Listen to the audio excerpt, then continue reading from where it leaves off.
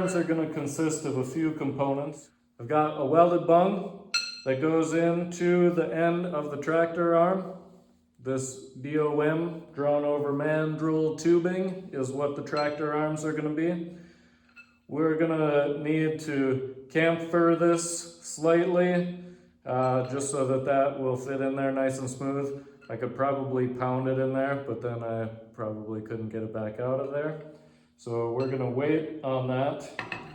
And then our rod ends thread into the welded bung. We've got a right hand thread and a left hand thread.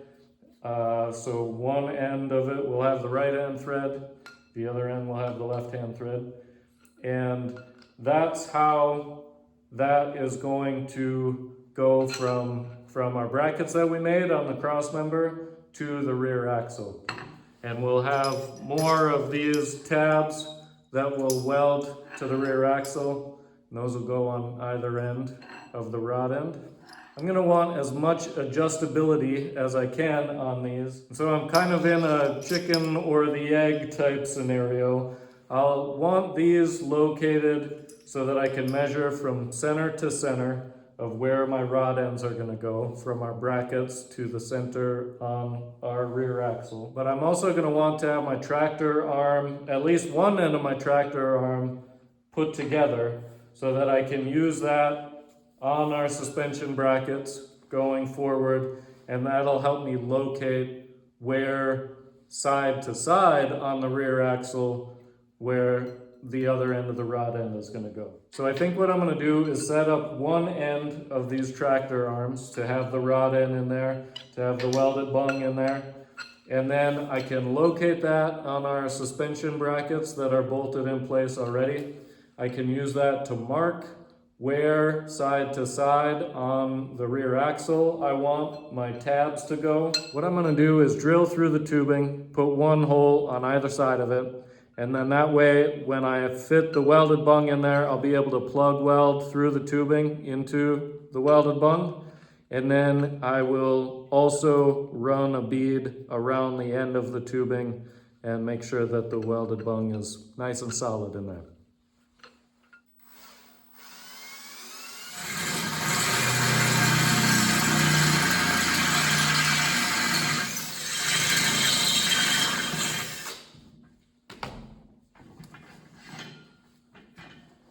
There we go.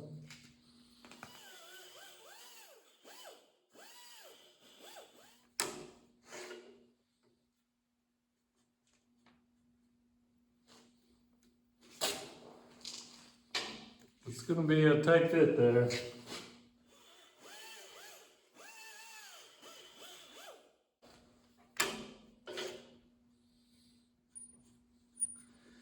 We might just end up making this a one-way ticket.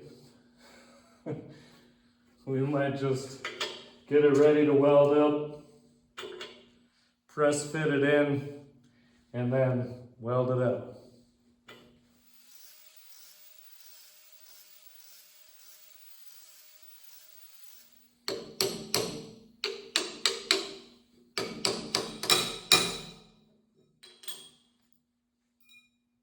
Looking good. I want to leave enough of a gap for my welding rod.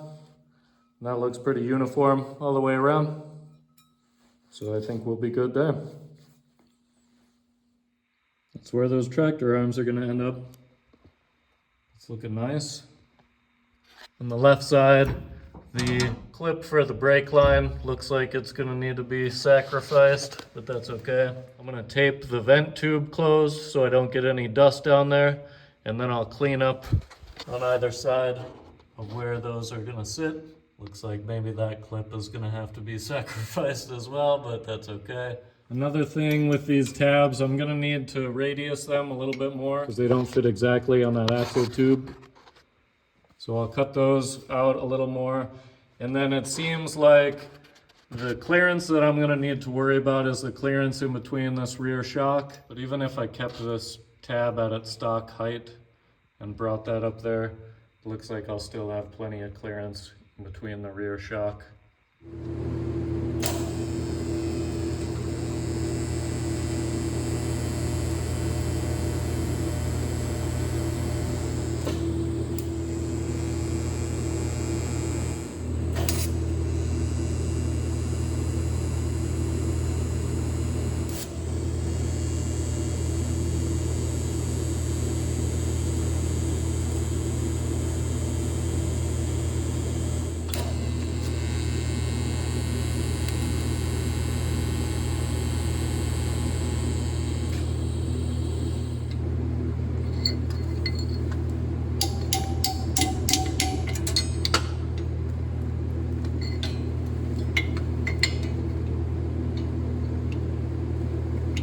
Now that I have my brackets on the crossmember and the tabs tacked to the rear axle, I know my center to center measurement of what I'm going to do from one rod end to the other. So now it's time to cut the tubing at the proper length. I'm going to go ahead and cut this and set it up to tack these in place, both ends in place.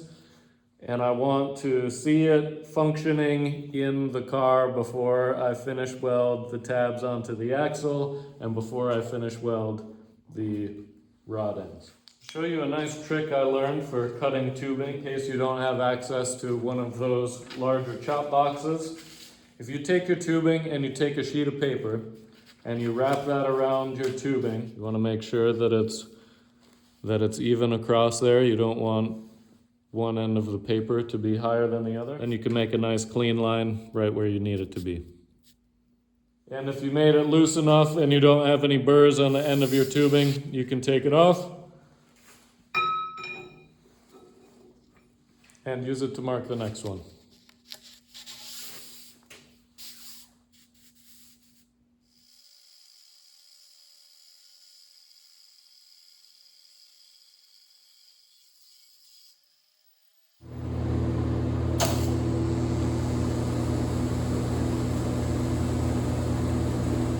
Now we've got both ends tacked into place.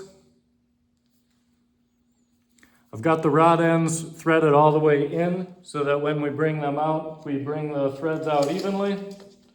And we'll get to our 22 inches center to center.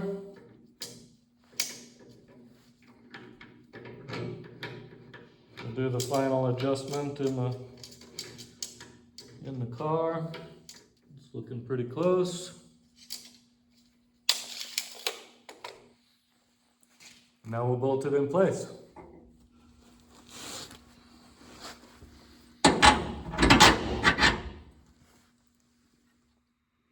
Look at that.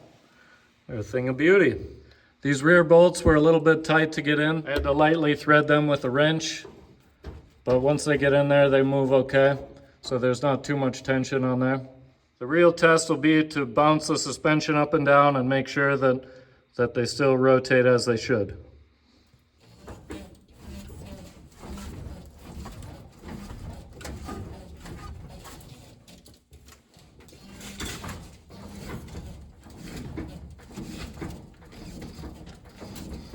I think that turned out pretty good.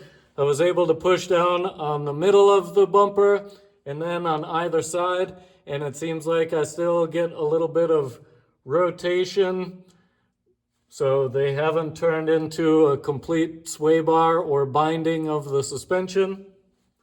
So the next thing to do is weld it all up and reinstall them. I think we're on the right track here. I think we're on the right track. Arms. You may remember earlier when we were taking out the Falcon gas tank that I lost my little vent tube.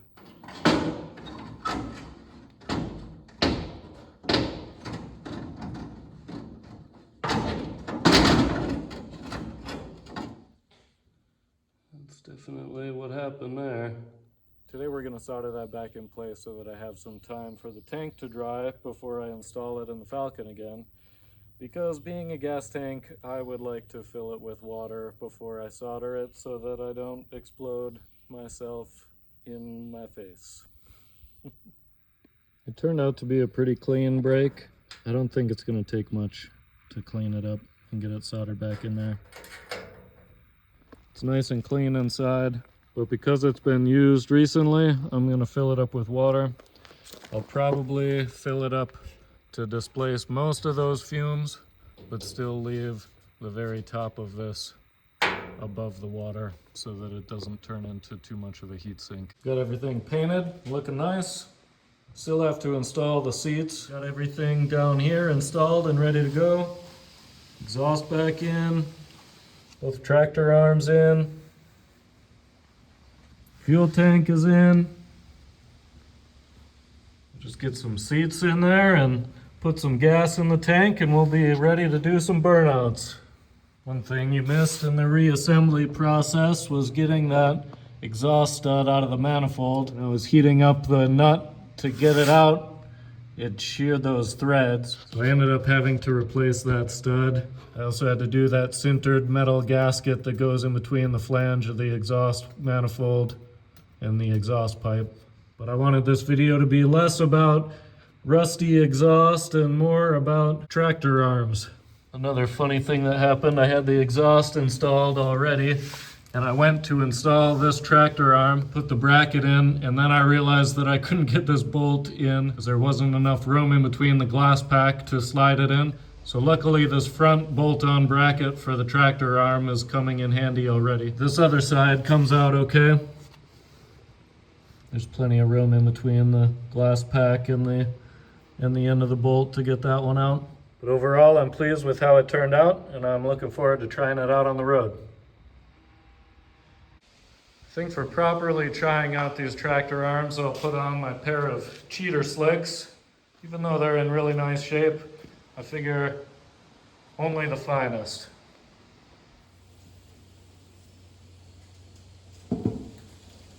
Now that she's almost all the way down on the ground, put some gas in the tank, put some gas in the carb, and we should be off to the races. At this point, if you're wondering why I'm going to put gas in the carb, you might want to check out some other videos on my channel.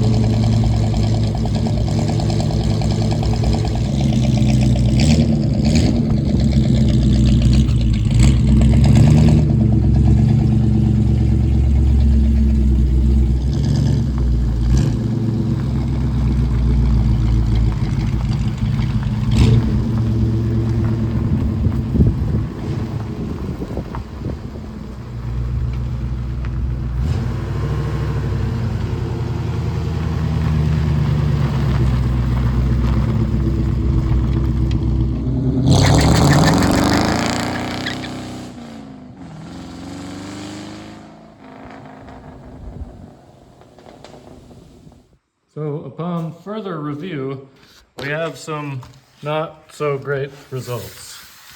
If we look closely, we can see witness marks of where the drive shaft is still continuing to connect with the flange. I hooked up a camera underneath here and took some videos, which I'll share with you shortly. What I learned and what you'll see is that these springs wrap so much that it turns this top point in the axle at the end of this arm into just another pivot point. And so the entire axle is able to rotate, and this arm does what we wanted it to do. It keeps the top of the axle right there, but these springs just turn into S's, and it compresses the spring and pulls the bottom of the housing up and still allows this drive shaft to pinch. I gotta say, I really did not expect that. But the footage doesn't lie. So I'm gonna have to go back to the drawing board and figure out how I can do smoky burnouts in the Falcon. But for now, it'll continue to be a top speed car instead of a quarter-mile car. And the people that want smoky burnouts will just have to wait until I figure out a solution.